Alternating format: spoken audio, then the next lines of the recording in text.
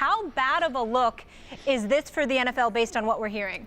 Well, it looks bad, and I'd say it looks pretty bad because we all know that Roger Goodell has some issues coming into this situation because of past transgressions or a lack of judgment, good judgment on his part in the eyes of some of his critics. There is no question about that. This is why you have individuals that have been implemented into the league's NFL office simply because Roger Goodell wasn't seen as an individual that garnered the trust of the masses when it came to handling such issues. Okay, so you know that coming into this particular instance, and then you have this woman whose name is Kia Roberts. What is her exact title? I think that you're talking about somebody that's the director of investigations. She was the one individual that met with the alleged victim. Her opinion was that she wouldn't recommend Ezekiel Elliott be suspended at all. And she had her reasons for that, essentially the fact that the alleged victim's testimony wasn't necessarily something that could be relied upon. That was essentially her position. Now, the NFL League office is going to tell you that Roger Goodell was aware of her opinion.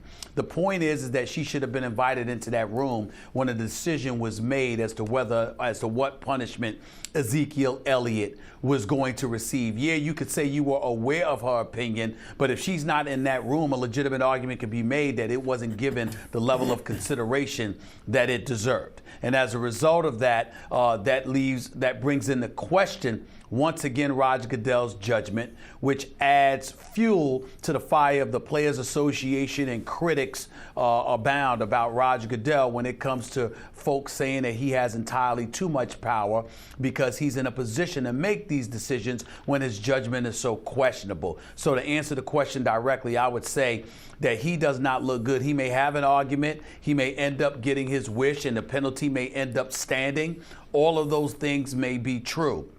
But once again, we find ourselves in a situation where there's an off-the-field matter, particularly involving violence of some sort, where Roger Goodell ingratiates himself in the proceedings, courtesy of a collective bargaining agreement that allows him to do that, and his judgment appears to be impaired.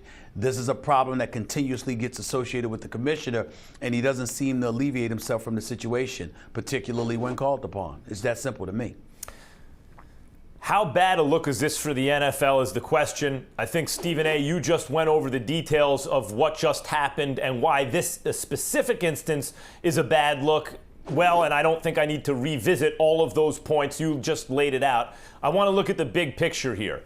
It's a bad look for the NFL. It's a very bad look for the NFL.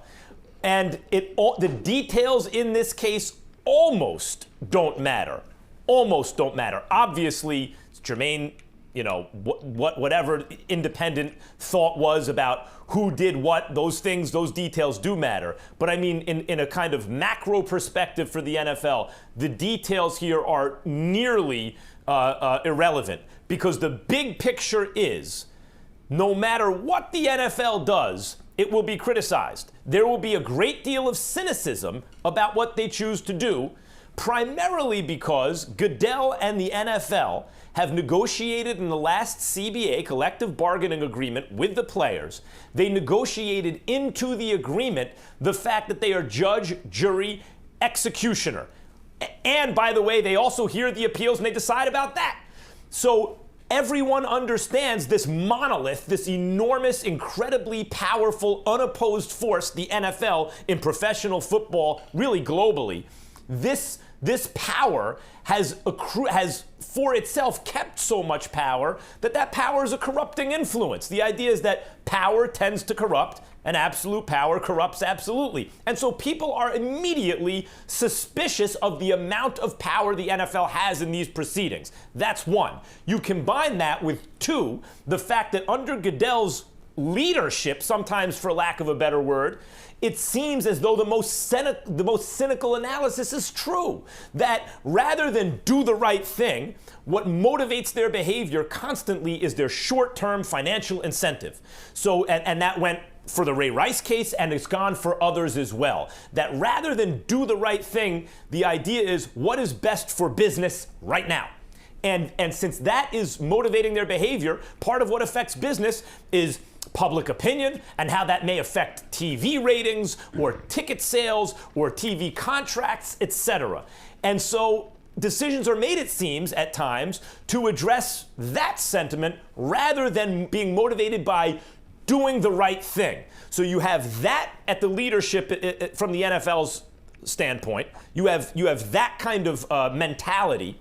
And you combine it with the fact that they have enormous power. Can you envision a scenario where the NFL would have behaved a certain way in this case and would not have been roundly criticized? What's the scenario there? Very, very unlikely to happen. In fact, I would say Roger Goodell and the NFL, careful what you wish for, you might get it. They got it. They wanted the power to do all these things, and in a way, that's commendable. The buck stops here. We're going to take responsibility. But in another way, the NFL has made their jobs much more difficult than it has to be, and Goodell's job more difficult than it has to be. Because envision a scenario, Stephen A., where there was an independent arbitrator, and no matter what happened, the NFL said, "Hey, we reacted harshly to these very serious allegations. We thought it was more likely than not that he did it."